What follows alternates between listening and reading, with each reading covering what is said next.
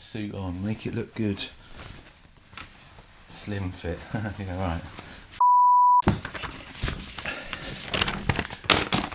Breaking news. Team Associated have completely lost the plot. Yes, that's right. Team Associated, the company that dominated, or they still do almost dominate, two-wheel drive buggy racing from the get-go. 1985, the first IFMAR off-road championship, completely dominated it, first, second and third. Prior to that, when they were racing Nitro in the late 70s, again, they dominated in the late 70s, the racing as well. But more recently, it seems, they've lost the plot.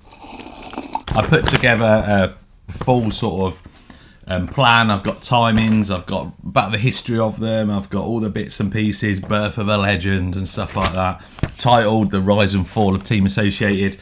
I was going to do like loads of B-roll, me talking through as the B-rolls go in of them racing back in the 80s.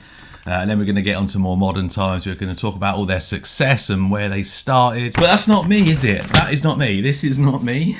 Hang on. There we go. That's better. Oh. I mean, the only thing that was me in that sketch was a nice watch. This isn't even plugged in. I just got my mic on the back. I mean, it looks good, doesn't it? Right, anyway. The rise and fall of Team Associated. I was just about to say if you're living under a rock, but actually, if you're not on Facebook, because there's a lot of people who are not on Facebook, which is probably a good thing, actually. You'd have seen that recently, these guys have been pumping out lots of various RC10s. We'll get onto the completely losing the plot in a bit, but I think over the last, I want to say 2 years, maybe a bit more, we've started to see literally every week there's a new RC10. They released a CC, like a clear version of the RC10, limited release. It wasn't designed to be raced or anything, it was like a commemorative one.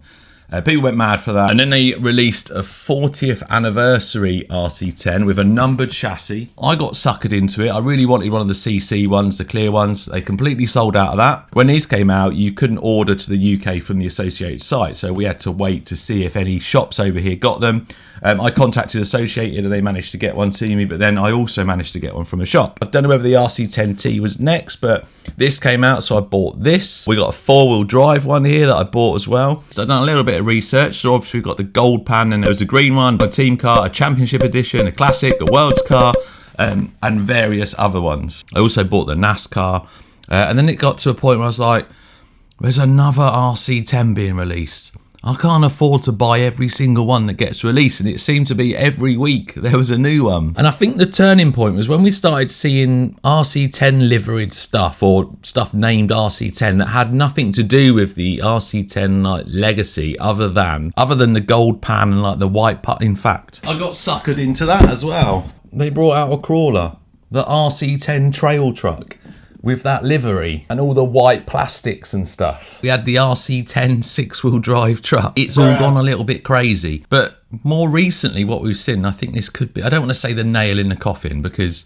the Team Associated legacy, when you build a legacy, you don't lose that legacy. You don't lose a legacy that's been built over like decades, but you have to maintain that legacy. And I don't think at the moment they're maintaining their legacy. So to put this in context, let's quickly go back. Associated were founded in 1967. We started in a slot car boom that was going around the world, and then they slowly moved to radio control. Radio control for Associated was in the mid to late 70s with some nitro stuff. And the RC10 was born in the early 80s. It was 84, I think. And then it was 85 where it competed in the first IFMAR off-road championships. And like I said, it dominated first, second, third. I don't know how many after that it won, but it did win a few after that.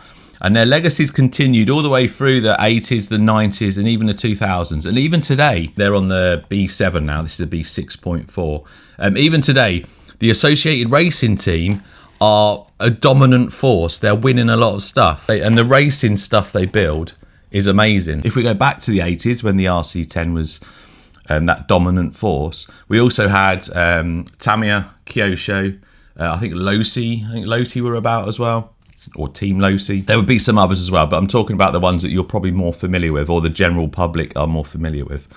If we talk about Tamiya back then, Tamiya's first RC car was 1976. In fact, we've just celebrated their 50th anniversary. And their first RC car was a 12 scale Porsche 934. So Tamiya and RC cars were born about the same time as Associated and RC cars. Associated started with a nitro, Tamiya started with an electric. Tamiya's was basically a 1/12 like static model that they developed a chassis for it to make it radio control. So Associated and Tamiya started at the same time, and both of them shaped the RC culture in the 70s and the 80s. They both built iconic products. They both inspired like generations of hobbyists. They both put their place in like RC history. Although Tamiya did some racing stuff, they weren't as successful as Associated. So Tamiya went more to like the fun stuff, the things you could build with your family, the cool designs, the funny designs. Not forgetting the early ones of like the engineering side of things, like the 1982 Hilux and stuff, where it had a full working 3-speed gearbox and things like that. So you had engineering side of it along with scale.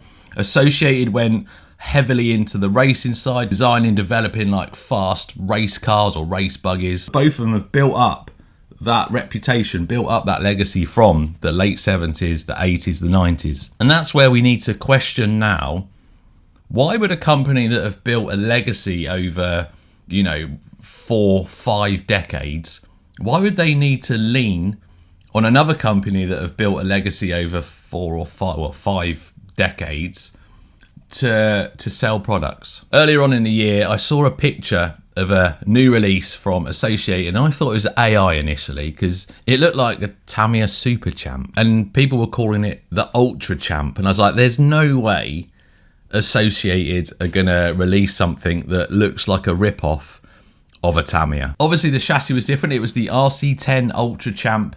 And it turned out it wasn't AI, it was a release. And a lot of people were like, whoa, what's going on? And other people were like, oh, that's really cool. A little nod towards that retro Tamiya side, that's really cool. And I could kind of get both sides of it. I thought it was a bit strange they were doing it, but I kind of passed it off as, yeah, a little bit of a nod to Tamiya. Although they didn't mention them in anything or didn't say anything, they just said retro inspired, I think. Roll on a couple of months and I see another picture, and I think it was called maybe the Ultra Fox, and it has a very close resemblance to the Tamiya Nova Fox, even with the like mono shock on the front and the gold wheels. I think there was lots of face palms at that point to what is Associated doing? It was a big WTF moment. Now the comments and the feedback I saw on that were completely different to the Ultra Champ, where everyone's like, yeah, that's pretty cool. This one was very heavily weighted to people saying, what are you doing? You can't do this. You've copied this, and why would you need to do this? So between the Ultra Fox and what I'm going to talk about in a minute, I made a little joke post, and I got AI to put together a Tamiya Hornet. I called it the Horny 10 or something like that as a bit of a joke. Very shortly after I made that picture, I saw another picture of something. Again, I was like, yeah, someone's just jumped on the AI bandwagon and made something funny again. But then it turns out it wasn't AI, it's their third release in their retro series, and it's called the Ultra Rider. And if we look at the Buggy Champ that used to be called the Rough Rider from Tamiya, yep, it is another copy. I don't understand it, a lot of other people don't understand it, and I'm pretty sure that the main guys at Team Associated probably don't understand it. Associated was sold in 2005 to Thunder Tiger, and I guess from 2005 for maybe nearly a couple of decades, they were probably kind of left alone by Thunder Tiger to just get on and do what they do best. I don't know this for sure. I've spoken to a few people that I've had some hints from, but over the last few years, Thunder Tiger have taken over more of the full running of Associated. So I think that's where the problem is. And ironically, Thunder Tiger, I don't know how many people know this, but I don't want to go too in depth with it because I don't want YouTube to start thinking, oh, he's talking about like bad stuff. But Thunder Tiger develop drones, not hobby drones. Thunder Tiger develop drones for the military that hold stuff that goes bang, that you see videos going through corridors and finding specific areas or things or living things, and yeah, boom. And I say ironically because nobody wants Associated to fail. Nobody wants them to disappear. It's quite the opposite. We want that continuous innovation. We want the next RC10 that isn't an RC10 with a different coloured body. We want that next RC10. I'm hoping at the moment it's because nostalgia is selling and thoroughbred like race stuff isn't. Maybe we will get Associated back. But if they keep going the way they're going, that little Thunder Tiger drone could be heading straight towards Associated's legacy. Cut.